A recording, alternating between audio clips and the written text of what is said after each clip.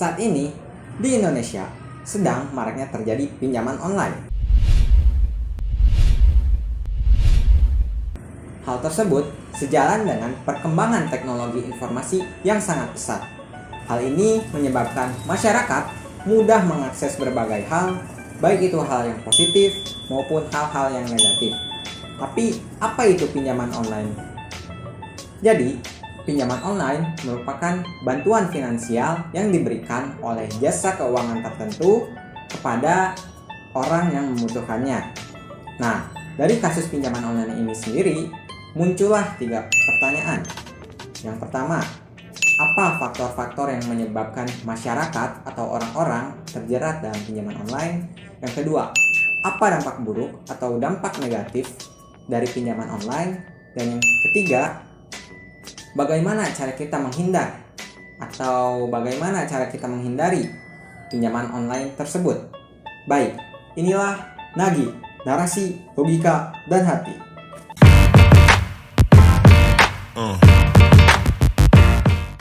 Baik, mari kita masuk ke dalam pertanyaan yang pertama. Apa faktor-faktor yang menyebabkan masyarakat bisa terjerat dalam pinjaman online? Setidaknya ada 10 faktor yang menyebabkan orang-orang atau masyarakat bisa terjerat dalam pinjaman online. Saya mengambil dari situs databooks.co.id. Di sini disebutkan yang paling pertama adalah membayar utang lain sebanyak 1.433. Kalian bisa melihat jumlahnya di sini. Oke. Sekarang saya akan membahas kenapa membayar utang lain itu merupakan faktor yang pertama. Karena ketika seseorang memiliki hutang sebelumnya kepada orang lain dengan nominal tertentu dan mereka tidak bisa membayar hutang tersebut dan tidak ada jalan lain untuk mengatasi hal tersebut, tentunya mereka akan melakukan pinjaman online sebagai solusi akhir. Namun ironisnya, bukannya menyelesaikan masalah, tapi malah menambah masalah baru. Ketika mereka melunasi hutang mereka kepada orang lain dengan waktu tempo tertentu, mereka malah menambah lagi hutang secara online. Itu yang pertama. Yang kedua ada ekonomi menengah ke bawah.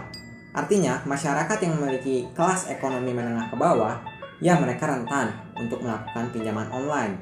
Karena dengan berbagai banyak kebutuhan yang sekarang ini dan dengan pendapatan mereka yang pas-pasan, tentunya mereka juga akan berpikir bagaimana cara memenuhi kebutuhan hidup.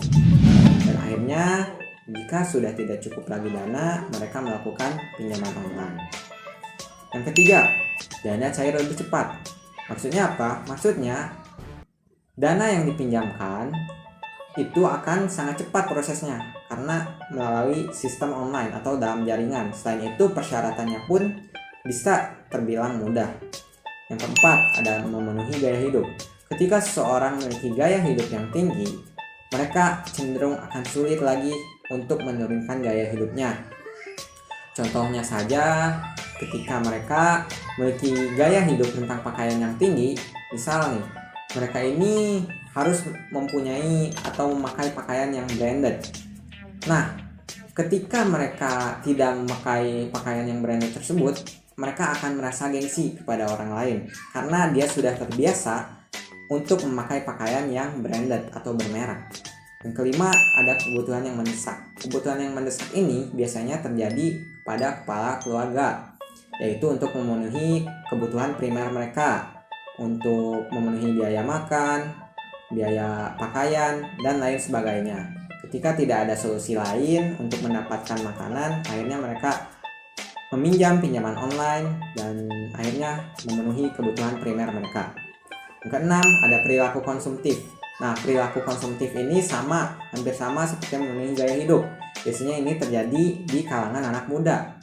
Yang ketujuh, ada tekanan ekonomi. Tekanan ekonomi ini hampir mirip seperti kebutuhan yang mendesak tadi. Yang kedelapan, ada membeli gadget baru. Nah, ini juga mirip seperti perilaku konsumtif dan gaya hidup yang telah saya sebutkan tadi sebelumnya. Yang kesembilan, ada membayar biaya sekolah. Ini mirip dengan kebutuhan yang mendesak. Ketika orang tua sudah bingung membayar biaya sekolah, akhirnya mereka melakukan pinjaman online. Dan yang terakhir, ada literasi pinjol yang rendah. Nah, ini poin yang pentingnya. Ketika ada dua orang, katakan si A dan si B, Dan si A itu paham betul akan pinjaman online, sedangkan si B ini tidak mengetahui sama sekali apa dampak buruk dari pinjaman online tersebut. Nah, jika kita berikan kasus pinjaman online, misalnya ada seorang yang WhatsApp mereka atau menghubungi mereka untuk menawarkan jasa pinjaman online, tentunya si A ini akan cenderung menolak karena dia sudah tahu apa dampak negatif dari pinjaman online tersebut. Nah, sedangkan si B, dia akan cenderung tergiur walaupun dia berpikir terlebih dahulu. Si B ini akan cenderung tergiur dan akhirnya ketika hawa nafsu dia meningkat, ketika keinginan dia meningkat, ya dia terjerumus ke dalam pinjaman online.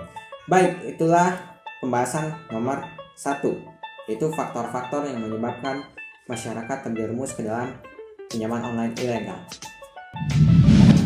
Baik, kita masuk ke pertanyaan yang kedua, yaitu apa dampak negatif atau dampak buruk dari pinjaman online. Di sini setidaknya ada 5 dampak negatif yang bisa ditimbulkan dari pinjaman online. Yang pertama, kita jadi mudah terlena untuk melakukan pinjaman online itu sendiri. Mengapa? Karena ketika kita sudah terjerumus, ketika kita sudah memasuki pinjaman online ini, dan setelah transaksi yang pertama selesai, kita akan cenderung ingin melakukannya terus-menerus.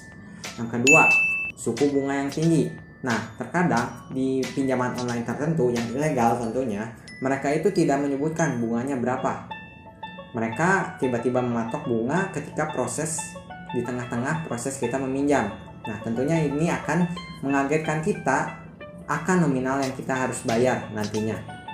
Yang ketiga, kita bisa saja diteror oleh debt collector tersebut.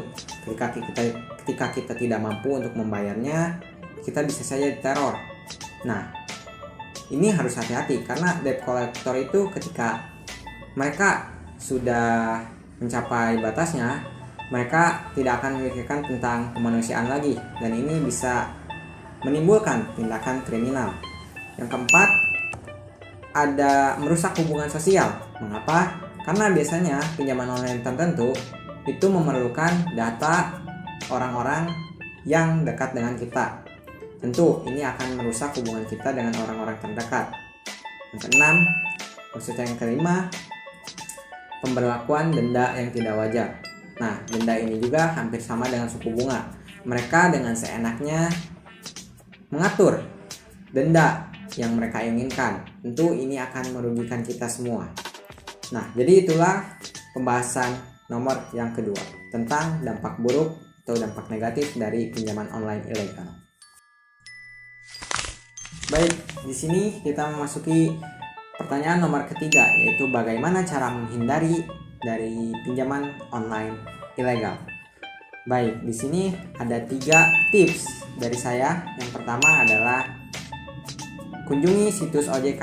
Karena dengan mengunjungi situs OJK, kita jadi tahu penyedia jasa online manakah yang legal atau yang resmi yang dipantau langsung oleh OJK, maupun yang tidak resmi yang ilegal. Artinya itu yang tidak terdaftar dalam OJK. Nah, jadi kita bisa hati-hati dalam memilih jasa penyedia keuangan secara online. Yang kedua ada lihat transparansi bunga. Kita harus jeli, kita harus melihat terlebih dahulu bunga yang ditetapkan oleh jasa keuangan itu berapa.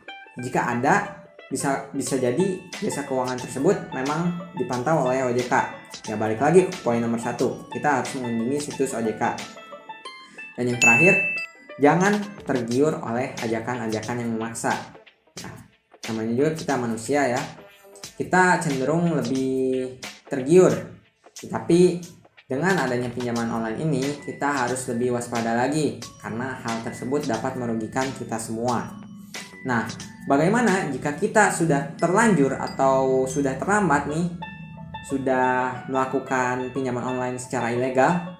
Yang pertama tentunya kita harus melunasi hutang yang kita pinjam terlebih dahulu. Kita harus fokus bagaimanapun caranya untuk melunasi hutang pinjaman online tersebut. Ya, tapi kita jangan meminjam pinjaman online tersebut kembali.